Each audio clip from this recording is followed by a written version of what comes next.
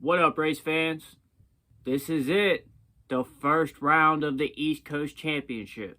I've been waiting for this forever. I always like watching the East better than I do the West. There's always more guys in the East. It's better racing. And it's just a plus this year that we got a bunch of heavy hitters that we've been waiting to see. On top of that, we got a nice track.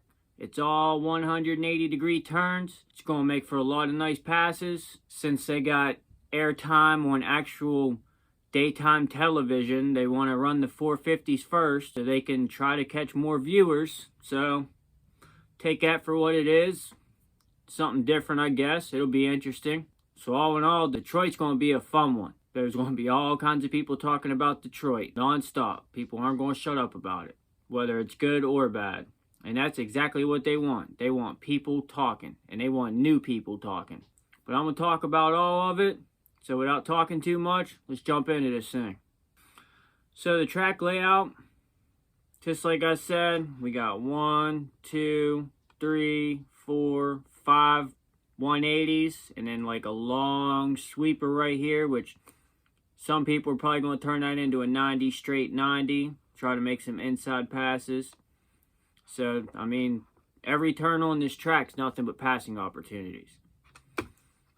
And the start, it's a really long start straight with a left-hander. Good. That means they're going to be able to use their rear brakes in this turn. But if you're on this outside, you know what I mean, you're going to be over here. You're going to be in the back.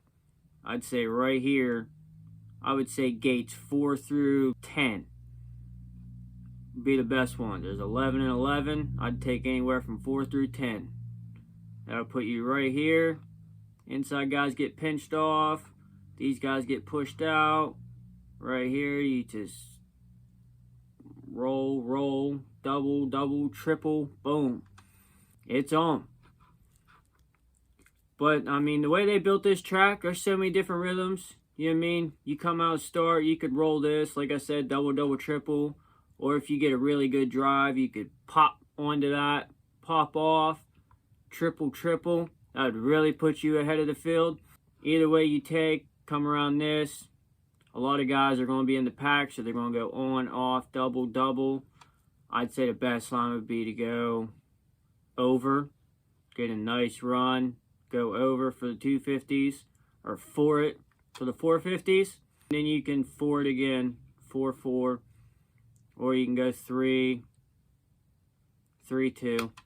A lot of different options. I mean, right there. I mean, that I'd say between this and this section, there's going to be a bunch of passes made.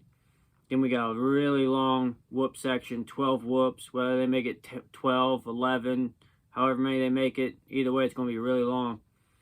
Then this sand section before the finish, they made this an inside and an outside. The fast line's going to be the inside. If you go outside, you're going to get pushed out. Then you got finish, double, another 180. Now, a lot of guys are probably just going to go 2, 3, on, off.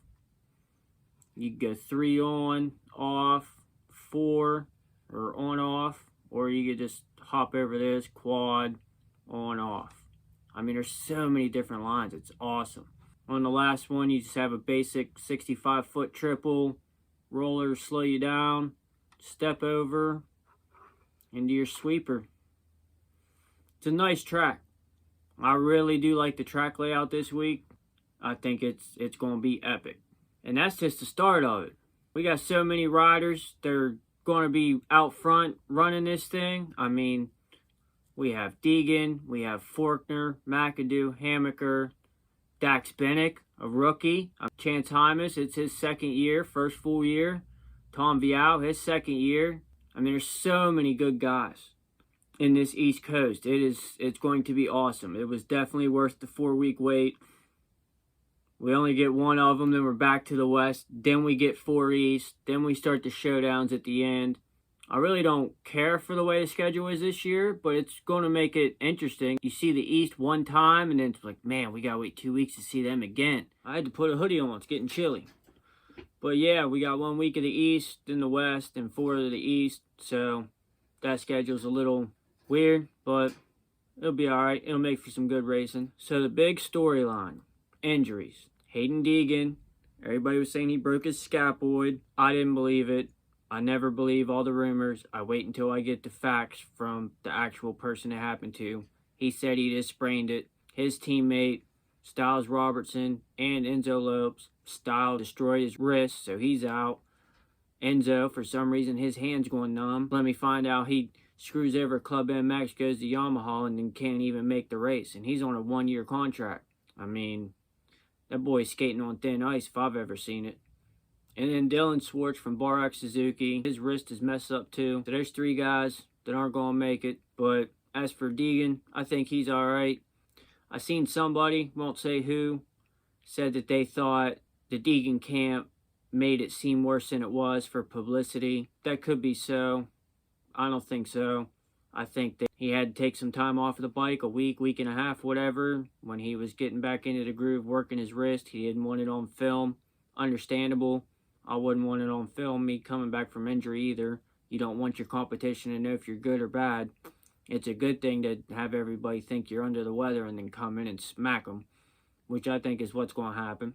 Then we got Max Anstey. He just won a World Supercross Championship, so he's got a ton of motivation coming into this. He's ready to go. He's definitely going to be fighting for wins. Austin Forkner, he's looking for 5 years worth of redemption. From 19 to 23, he got injured every year.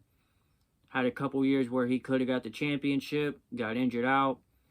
Now that he's training with Rhino, his technique's going to be better. I don't think he's going to go down. So we're looking at those 3 right there. Probably going to be the front runners in his championship. Deegan, Anstey, and Forkner. Cameron McAdoo. We all know how good Cameron is, but like Forkner, he keeps getting injured. Hopefully he cleaned it up too. Seth Hammaker, he's always good to come out for a win. I mean, he can dominate in motocross. I don't remember watching him in Supercross that much. I think he's always been injured also. That Kawasaki squad is just plagued with injuries constantly. But they're healthy, coming back in, whether they're 100% or not. We're about to see tomorrow afternoon, since it's a day race. Personally, I don't really care who wins. I just want to see some bar banging action. I want to see passes. I want to see people making mistakes. Not going down, just making mistakes. I don't want to see anybody going down. I want everybody to stay healthy and have a good, clean championship race every single round. That's what I want. No injuries all year. And even after all them guys, we still have Jeremy Martin, Tom Viau, Pierce Brown on his comeback, Chance Hymas, Guillaume Perez. All these guys are capable of mixing it up in the top 5. Whether any of them boys can do it consistently, I'm curious to see. We all know they're good. This 250 East field is just as stacked as the 450 field. It's nuts how many good guys came to the East this year. And then we have the Triumph boys, Jalek Swoll and Evan Ferry. I'm really curious to see how Jalek Swoll can do on that Triumph, how that Triumph bike can do itself. Ferry, I'm curious to see him. I've never seen him ride, never done any research on him. He's Tim Ferry's son, so there's got to be some genetics in there somewhere. So this race is going to be awesome. The 450s and the 250s are just going to be interesting. Bar banging action all the way through. It is going to be an epic Saturday afternoon. I'm calling either Max or Hayden for the win. I'll put Forkner and Viau up there with them. So, top 4 I see battling this Saturday. Anstey, Deegan, Forkner, Viau. And hopefully I'm right. I like when I guess right. But we'll just have to find out tomorrow. As always, can't wait to see it. Can't wait to talk about it. And I'll see you guys on the next one.